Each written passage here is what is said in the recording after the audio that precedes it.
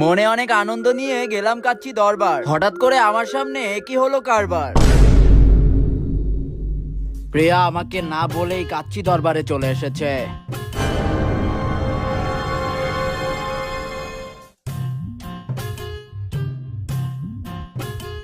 আজকে আর ঝগড়া করলাম না, কারণ করে কি লাভ, পরে একা খাবা। পরে আমরা দুজন মিলে ডিসাইড করলাম আমরা কি কি খাবো। কাচ্চির দরবারে কিন্তু পরিবেশটা খুবই সুন্দর, আর কাচ্চির দামও কিন্তু কম, আবার মাংসের সাইজও বড়। আমরা তো কাচ্চিটা দেখে তাকিয়ে আছি, আহা দেখেই শান্তি। যাক, অনেক হলো দেখা দেখি, এখন একটু খাওয়া দাওয়া করি। দুর্দান্ত এই কাচ্চি, খুব খাচ্ছি, আরাম পাচ্ছি। খাওয়ার পরে বাদামের শরবত না হলে কি চলে? বিলটা দুজন মিলে না দিলে লোকে কি বলে। তাই এই নাও, আমি আমারটা দিয়ে দিছি, তুমি তোমারটা দাও।